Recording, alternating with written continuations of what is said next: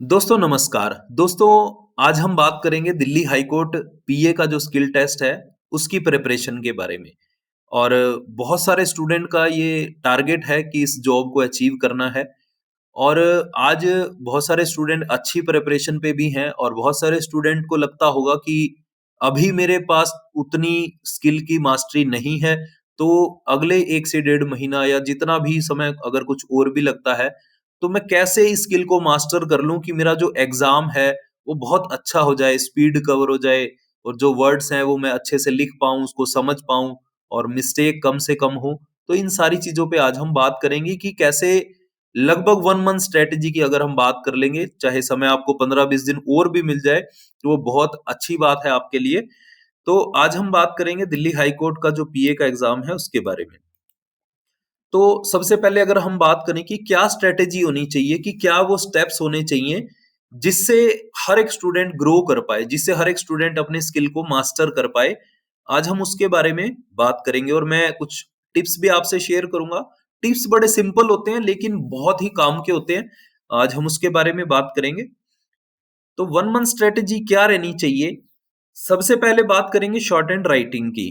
अगर आपकी स्किल अच्छी है तो भी, अगर आप अभी स्किल में थोड़ा वीक हैं तो भी, तो आप कोशिश करिए डेली बेसिस पे कम से कम 8 डिक्टेशन राइट करिए, जिसमें से आपकी 6 डिक्टेशन 100 डब्ल्यूपीएम की होनी चाहिए और 2 डिक्टेशन आपकी 110 डब्ल्यूपीएम की होनी चाहिए।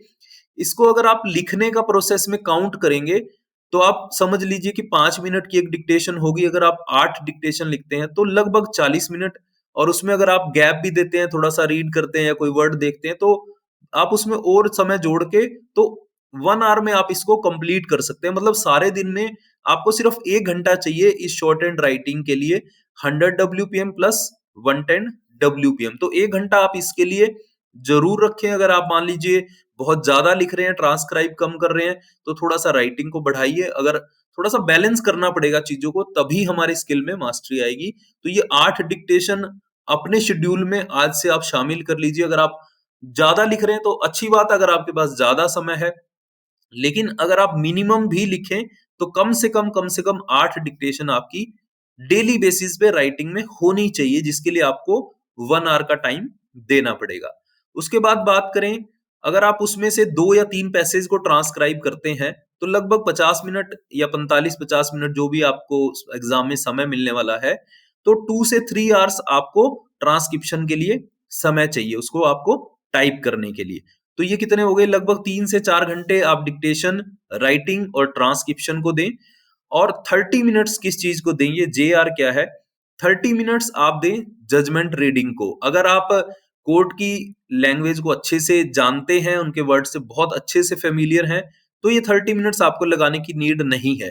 लेकिन अगर आपको लग रहा है कि आपके लीगल वर्ड्स की वोकैब्युलरी कम है, तो आपको ये 30 मिनट्स स्पेंड करने चाहिए आपको जो जजमेंट्स रीडिंग पे। और जजमेंट रीड कहाँ से कर सकते हैं? आप गूगल पे जाएँ, आप 2 वेबसाइट नोट कर लें।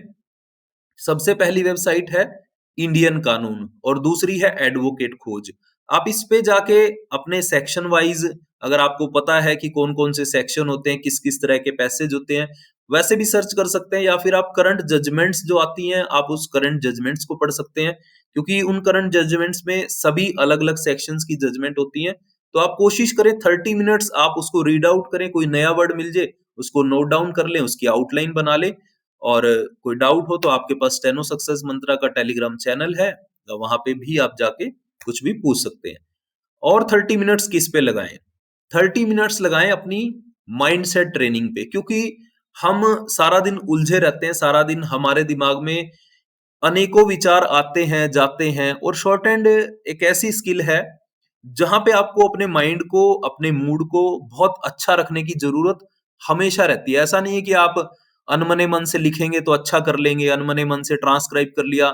आप चेक करिएगा, जिस दिन मन नहीं होता उस दिन मिस्टेक ज़्यादा आती हैं। जिस दिन मन होता है कि आज अच्छे मन से कर रहा हूँ, आज मूड अच्छा है, आज पेशेंस लेवल अच्छा है, आज कॉन्फिडेंस अच्छा है, तो माइंडसेट ट्रेनिंग के लिए आप क्या कर सकते हैं? माइंडसेट ट्रेनिंग के लिए आप 10-15 मिनट सुबह योगा कर सकते हैं। अगर आप मेडिटेशन में बैठ सकते हैं, उसमें बैठिए। अगर आप कोई स्पिरिचुअल ट्रेनिंग करते हैं 10-15 मिनट उसमें लगा सकते हैं। मतलब ये मैं आपको वो दे रहा हूँ कि आपके पास ये है चीजें करने को, आप इसमें से कुछ भी चूज कर सकते हैं, इससे अलग भी आपको कुछ अच्छा लगे तो आप वो भी अडॉप्ट कर सकते हैं। और क्या कर सकते हैं, आप कर सकते हैं कि मान लीजिए कि आपको थोड़ा सा 30 मिनट कहीं कुछ सेवा में लगाने में समय लगता है, कुछ स्पिरिचुअलिटी में, कहीं कोई योगा करने में, या फिर कुछ कंसंट्रेशन को डेवलप करने के लिए आपकी कोई हॉबी है, आपको म्यूजिक सुनना अच्छा लगता है, आपको सिंगिंग करना अच्छा लगता है, क्योंकि हम कई बार ना इन चीजों को बिल्कुल दरकिनार कर देते हैं कि अभी एग्जाम है उसके बाद करेंगे, उसके बाद करना चाहिए, उसके बाद तो आप ज्यादा करेंगे, अगर आप सिलेक्शन ले लेते हैं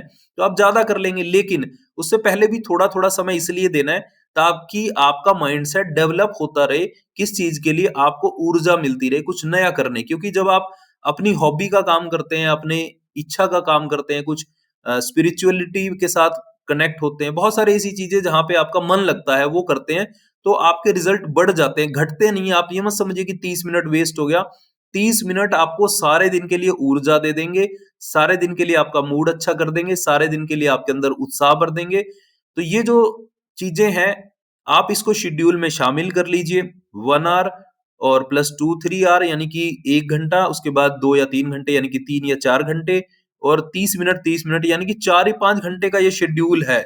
अगर आपके पास समय ज्यादा है तो आप इन चीजों को बढ़ा सकते हैं, आप जजमेंट रीडिंग ज्यादा कर सकते हैं, आप डिक्टेशन ज्यादा राइट कर सकते हैं, ज्यादा वर्ड्स नोट कर सकते हैं, ज्यादा आउटलाइंस बना सकते हैं, जितना ज्यादा समय होगा आप उसके लिए उतना आपके लिए अच्छा है। तो ये आप 1 मंथ स्ट्रेटेजी में ये सारी चीजें ऐड कर सकते हैं। और मेरी तरफ से आपके लिए प्रो टिप्स ये है, ये कोई ट्रिक नहीं है, क्योंकि शॉर्ट हैंड में कोई ट्रिक नहीं चलती है, ट्रिक चलती है वहां पे जैसे हम कोई आउटलाइन को क्लब कर लेते हैं, अच्छा लिख लेते हैं, दूसरों से बेहतर लिख लेते हैं, वहां पे ट्रिक्स चलती हैं। लेकिन प्रो टिप्स क्या है कि ओवर थिंकिंग मत करिए, क्योंकि हम बहुत बार यही सोचते रहते हैं, पता नहीं एग्जाम में क्या आएगा, पता नहीं कैसी डिक्टेशन होगी, पता नहीं स्पीकर पे मुझे सुनेगा या नहीं सुनेगा, पता नहीं क्या होगा, मतलब हम पहले ही सारा कुछ सोच के बैठे हैं। इसका मतलब क्या है कि हम नेगेटिविटी को बहुत ज्यादा अट्रैक्ट करके बैठे हैं। अगर आप पॉजिटिविटी को अट्रैक्ट करना चाहते हैं तो ओवर थिंकिंग से बाहर आ जाइए। आप ये सोचिए कि जो होगा होगा एग्जाम में, अभी मेरा काम है प्रिपरेशन करना, अच्छे से अपने आप को तैयार करना। उस काम पे अगर आप लग जाएंगे तो डेफिनेटली आप एग्जाम में बहुत बहुत बहुत ही ज्यादा अच्छा कर पाएंगे। और दूसरी चीज है, पेशेंस रखिए। जितना हम किसी भी चीज को पेशेंस के साथ करते हैं, उससे हमारे रिजल्ट बढ़ने शुरू हो जाते हैं। अगर मान लो हम पेशेंस कम रखते हैं तो बारी बारी क्या है कि माइंड अपसेट होने लगता है, क्योंकि कंसंट्रेशन बहुत ज्यादा जरूरी है शॉर्ट हैंड वाले एस्पायरेंट के लिए। और अगर हम वही खो देते हैं तो क्या होता है, लिखने के बाद भी नहीं पढ़ पाते, ठीक है ना, अच्छा नहीं लिख पाते, आउटलाइन अच्छी नहीं बनती। तो अगर ये सारी चीजों का इन्वॉल्वमेंट कर लेंगे तो डेफिनेटली आप में से जिस भी स्टूडेंट का दिल्ली हाई कोर्ट पीए का एग्जाम होगा, आप उसको डेफिनेटली क्रैक कर लेंगे। आज आप कहाँ है ये मायने नहीं रखता, मायने ये रखता है कि आप मेहनत कितनी कर सकते हैं, उस चीज के मायने ज्यादा हैं। तो आपके लिए विशेष है मेरी तरफ से कि आप अच्छा करें, इन स्ट्रेटेजीज को अपनाएं, इन चीजों को इन्वॉल्वमेंट करें और बहुत अच्छा एग्जाम दे के आए। So wish you all the best.